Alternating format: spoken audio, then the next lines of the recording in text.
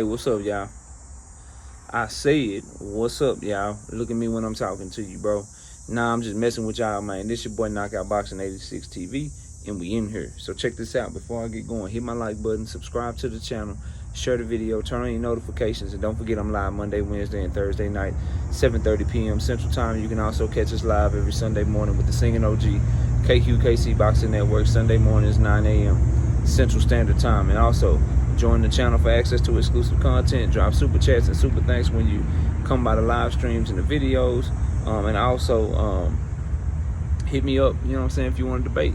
Knockoutboxing86 at yahoo.com is the email. But let's get it cracking, bro. Look, Terence Crawford just did an interview with the Breakfast Club, and he said some interesting things about Tank Davis and Jerome Boots Ennis. He'll fight Tank Davis at 147, but he ain't fighting Jerome Boots Ennis at 147. He feel like he can do whatever he want to do. He's earned that right. He'll do the Tank Davis fight at 147 because of the money that fight brings to the table. But when he beat Tank Davis, they're gonna say Tank was 5'5", he was too small. He say Tank is really good. Tank can punch at any weight class and blah blah blah, all of that shit. But they're gonna make excuses when he beat Tank. Same thing with Jerome Boots Ennis. If he beat Jerome Boots Ennis at 147, they're gonna say, oh, he was too young, he ain't fought nobody, blah blah blah. Here's my thing, bro. Terence Crawford got to stop this shit, man. And I'm going to tell you what I mean. Look, man. Everybody going to always have something to say about anybody, bro. So you just coming across like, oh, they always have excuse when I beat somebody. They always, bro, that's just part of the game. People going to make excuses when fighters lose or when somebody win. That's what will come with it. So quit complaining about the shit, man. Quit complaining about it. Some people going to give you credit. Some people ain't going to give you credit. You beat Earl Spence, give you all the credit in the world for that shit, bro. Some people, they ain't giving you no credit for it. Everybody got their reason for what they do, bro. But as long as people buying your fight, supporting you, quit crying about that shit. But let's get into what you said, though. Let's get into what you said. Now, this notion that fighters have, I got to talk about this first, because Terence Crawford ain't the only person to do this shit. I've seen Canelo do it and his fan base do it. Terence Crawford and his fan base are doing it right now. Devin Haney and his fan base has done it. Can y'all please stop with the bullshit of, I done did this, now I can do what I want. If your ass is still asking for millions of dollars for your fights, if your ass is still an active participant and professional fighter in the sport of boxing, if your ass is still a champion, then, bro, you can't do whatever the hell you want to do. The expectation is still for you to fight the best. The expectation is still for you to give the fans the fights that they want to see you fight. Sorry, bro. Because you know what you going to do? You still going to ask for millions of dollars. Yeah. You still going to ask for millions of dollars. You ain't going to take a pay cut while you getting to do what you want to do. So stop that shit. Only in boxing do these fighters like Canelo, like Terence Crawford, Devin Haney, do these guys get to a certain level and some of their fans be like, oh yeah, you can do whatever you want. He could fight whoever he want. He's already proven in the sport of boxing. Now, until you hang them goddamn gloves up and you start fighting exhibitions, bro, we expect over here that you're going to still fight the best. So, Terence Crawford, if your ass is staying at 147, bro, it needs to be Jerome Boots Ennis, not Tank Davis. We'll talk about that shit in a minute, but it needs to be Jerome Boots Ennis, bro. Assuming that you take the rematch with Earl Spence, assuming that he does it, which he has said he is, assuming that you get by Earl, right? If you're going to keep your belts at 147, if you're going to continue to reign as champion at 147, it got to be Jerome Boots Ennis. We don't want Tank Davis coming up 2 weight classes. Ain't nobody trying to see that shit. We'll get to Tank in a minute. We don't want Keith Thurman. Keith Thurman what? 1 fight at the beginning of 2022. 2 fights in 2019. And a fight in 2017. 2017 to 2024, that man got 4 fights and about to be 7 years, bro. We ain't trying to see no damn Keith Thurman, bro. Stop. So if it is a fight at 147 pounds, if you're going to call yourself champion, you do not get to do whatever the hell you want to do. It got to be Jerome Boots Ennis. If you're going to move up to 154, again, you do not get to do whatever the hell you want to do. It need to be Jermell Charlo. Assuming that he's still unified. Assuming that he come back down. And if Jermell Charlo don't come back down, you need to be getting titles at 154. That means Tim Tszyu, if they elevate him. If somebody drop a title, and if Jermell drop them titles and somebody else become champion, you fight that champion. Those are the expectations, bro. You don't skirt out on expectations just because you accomplished so much. Hell, you ain't accomplished more in boxing than LeBron James has in basketball, but the expectation is always for him to win a title. If he don't win a championship that year at the highest level, it's considered a failure. It just is what it is, bro. That's the game. Tom Brady accomplished way more in football than you have in boxing. Expectation every year he was playing, even when the man was 40. You lace him up, you starting quarterback, Super Bowl or bust, bro. If you don't win the Super Bowl, it's a failure. I don't know where y'all get this shit from, bro. I don't know where y'all get this shit from, where dudes can just accomplish enough to where they ain't gotta do shit no more. Sorry, bro. That ain't what we doing. That ain't how we rocking. If you gonna fight, you gonna ask for millions of dollars if you Terence Crawford, Devin Haney, or Canelo Alvarez. You gonna ask for millions of dollars, bro. So when you ask for millions of dollars, the expectation is that you fight the opponents we want to see you fight. Sorry. That's just the way it is. So stop saying that shit, bro. Now let's get to Tank Davis. Just the fact that he would even fight Tank Davis at 147, but not fight Jerron Boots Ennis at 147 because of the money. Alright, whatever.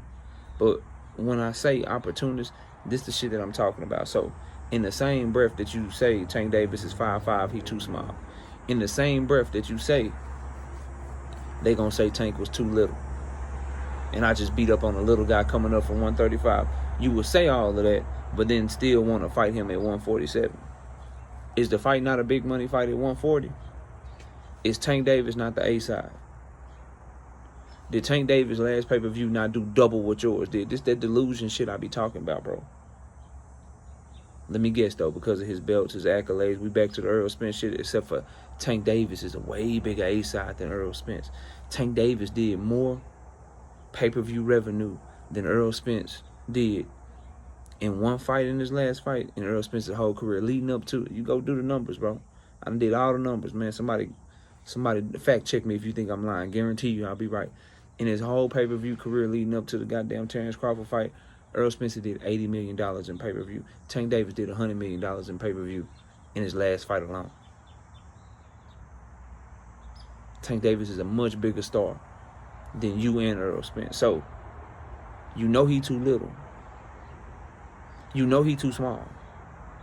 You know what people will say if you beat him at 147. You know it's the biggest money fight you can have. Period. But you still say that you fight him at 147. Listen, bro, I ain't saying I don't want to see Tank Davis versus Terence Crawford, but they both should have to sacrifice. Sorry, bro, who is Terence Crawford to where everything go through him now? Like money, like revenue and money don't matter. Who is he? That everything go through him. I think they both make sacrifice. If people serious about this shit, the way to get the fight done, Tank Davis bring your ass up to 140, Terence Crawford drop your ass down to 140. Meet in the middle.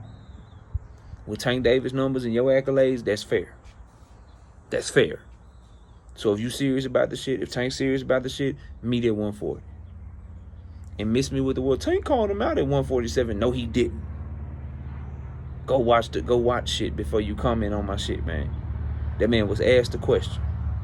In the same way he was asked the question, he's supposed to answer it that way. You ain't put what y'all want him to say. The man said, "Hey, Tank Davis, how would a fight between you and Terence Crawford at 147 go? Shit, I knock him out in 6 rounds." What the hell y'all want him to say, bro? I touch that chin, I knock him out in 6 rounds. What y'all want him to say? Oh man, I can't fuck with Terence Crawford. He just too good. He too mythical. He too legendary. He got too many skills. I can't mess with him. Nah, bro, you supposed to say that. But if we really talking about the fight, since Terence Crawford actually talking about, I'll take the fight at 147. If it take the money, I'll take it. Bro, if you really want that fight, then you're going to have to make sacrifices too. I don't know who this person, who this dude is to where everybody got to come through him now. Y'all crazy as hell, bro. That shit don't make no sense. None whatsoever. This man, the clear B-side, talking about somebody got to jump up 2 weight class. So, dudes got to jump around for him, right? He ain't got to do shit. So, Jermell Charlo fighting Canelo at 168. They gonna have a rematch if Jermell win. So Jermell gotta have 2 fights at 168. But if he wanna fight Terence Crawford, he gotta jump down 2 weight classes. He gotta come back down 2 weight classes. And everybody cool with it. We rocking with it. Tank Davis, he at 135. He wanna fight Terence Crawford. That's cool. You gotta fight me. You jump up 2 weight classes. Terence Crawford could just stay where he at. He could just do what he want. Oh shit, I'm at 154, so Jermell, come back down 2 weight classes. We can get the fight cracking. Oh shit, at 147, I'll stay at 147. I've been making 147 for years. Tank Davis, you ain't never fought at 147. You want to fight Terence Bud Crawford? You come up 2 weight classes. Y'all crazy as hell, bro. Who is this dude? Who is this? Like, people get stuff messed up, bro. Just because you got the accomplishments you got, man, business is still business. Money still matter. And at the end of the day, ain't nobody offering you a bag at 154 like Jermell other than Earl. And that rematch about to be over with. So assuming you get past the rematch, your biggest fights is Jermell and Tank Davis. And everybody ain't got to meet you where you at. Everybody ain't got to do no damn coin tosses. Everybody ain't got to give you 50-50 and shit. You going to have to give some shit up. And that is, for Tank Davis specifically, bro, if you think they about to jump up their cash cow 2 weight classes to fight you, and you make no sacrifices, boy, you crazy as hell. They're going to put your ass at 140. And that's the way that we will get that fight. Since we talking about fantasy fights now, everybody talking about fantasy fights and shit. People doing interviews asking about fantasy fights. Well, let's talk about it then. If Tank Davis and Terence Crawford happen, they both need to make sacrifices, because Tank Davis is the A side, Terence Crawford is the legacy side. He got the legacy, he got the accomplishments and shit. Tank got the money, he got the revenue. All right, cool, meet in the middle. What's wrong with that? I'm sure y'all will find something though. I'm sure y'all will find something wrong with what I'm saying. When you know it's all facts, Tank bring the money with his 1.4 million pay-per-views, his $23 million live gate, his $5 million live gate before that, his record-breaking live gate with Rolly Romero before that, his record, like all these records he breaking with all these revenue numbers. He bring all that money to the table. And Terence Crawford, you bring your legacy to the table. And far less money. Far less money than what Tank brings to the table. Cool. Then Tank, since he got way more legacy than you bring your ass up to 140. Terence, since he bring way more money to the table than you bring your ass down to 140. Get the shit cracking. What's wrong with that? Y'all let me know what y'all think, though. Comment below, smash the like, sub to the channel. I'll catch y'all on the next one. Peace out.